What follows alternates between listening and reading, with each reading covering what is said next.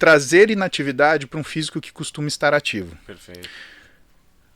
Quando você estudou história lá na escola, e aí você teve aula sobre a CSN, Companhia Siderúrgica Nacional, inevitavelmente falou dos fornos, né? E a minha professora de história, sensacional, Maria do Carmo, nem sei se você está vendo, beijo para você, lembro muito de você, te agradeço pela paciência de ter me dado aula, porque eu era péssimo em história, cara.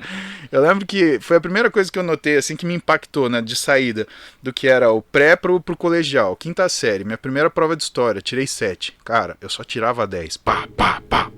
Eu cheguei em casa chorando, minha mãe, tá vendo? Se fudeu, próximo estuda. Minha mãe, ela não arredava o pé, ela...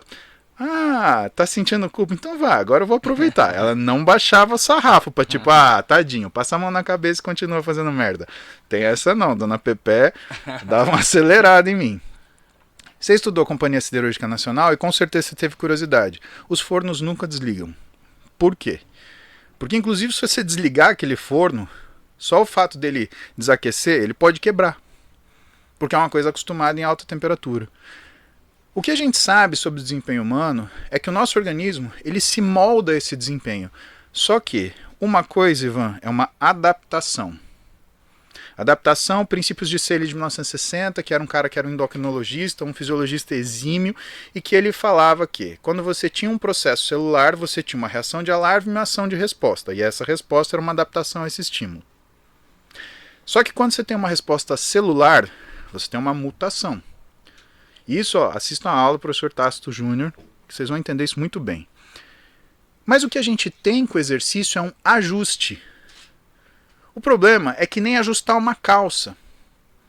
Pensa o seguinte, você fez uma calça grande, se você encolher, você vai lá, ajusta essa calça e diminui.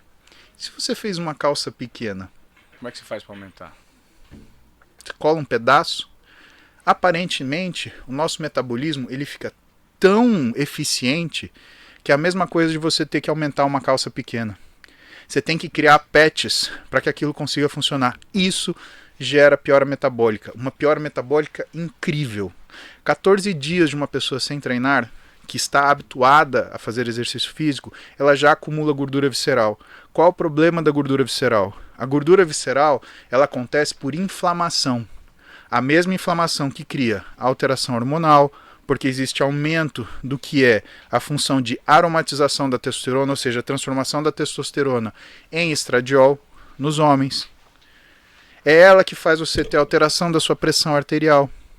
Ou seja, tudo isso é provocado por uma falta de consistência síndrome relacionada a exercício. A pessoa que está treinando e para de treinar... muito pior. É muito pior. A gente chama de síndrome do destreinamento. Ela desenvolve transtornos endócrinos, ela desenvolve transtornos cardiovasculares, ela desenvolve transtornos metabólicos. Porque você tem aquele forno de usina funcionando a 1000 por hora, a 10 mil graus o dia inteiro. De repente, desliga. E essa é uma das razões porque as pessoas muito treinadas, né, que é o meu caso não porque eu sou um atleta, mas porque eu treino há muito tempo, se sente mal quando interrompe o exercício. Ou seja, você nunca ficou uma semana, 10 dias sem treinar? Nesse tempo todo, de férias, assim, porque se você fica... Férias para mim é treinar. Então, se você ficar, você fica mal, seu corpo fica horrível. Sim. E eu tenho esse risco extra, eu tenho diabetes dos dois lados da família, né? Tenho síndrome metabólica de um dos lados da família, né? Eu de família, de genética, eu herdei pessoas magnânimas, assim, suas capacidades de trabalho, mas do ponto de vista de saúde, tem câncer dos dois lados, tem diabetes dos dois lados, né? Meu pai conta uma história, meu avô, pai da minha mãe, ele morreu de câncer de próstata. E meu pai fala, ele é um sujeito de uma compleição física mais delgada, mais franzina, né? Mas ele é forte. Então, esse peitoral que o pessoal gosta é do meu pai. Meu pai tem um peitoral grande, longo, assim. O Arnold parece meu pai com a idade dele. Meu pai tem 67 hoje, né? Aquele peitoral longo, comprido.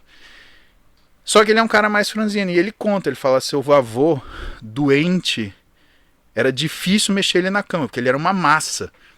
E meu avô era um sujeito de um nível de atividade muito física muito alto, porque, pra vocês terem uma ideia, meu avô era nordestino, alagoano, né, daqueles brabo. Minha avó falava que ele era um homem muito bom. Ele era um homem tão bom que ele só matou quem mereceu. Eu fico imaginando o que seria uma pessoa boa desse jeito. Só matou quem merecia, na peixeira ainda. Fico Na imaginando na peixeira, fico imaginando que pessoa boa, né? Ah, pergunta pros Cavalcante lá. Ih, povo bom.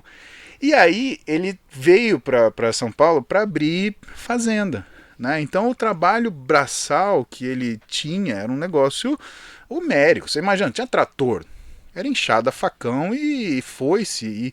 E vamos abrir o fundão do São Paulo, Paraná, vamos abrir tudo na mão. Né? E ele tinha essa força física. Meu pai fala muito disso. Mas por outro lado, eu herdei todos esses riscos. Né? Eles não fumavam, eles não bebiam. Né? Parece que o meu bisavô fumava. E você não bebe nada, Paulo? Não.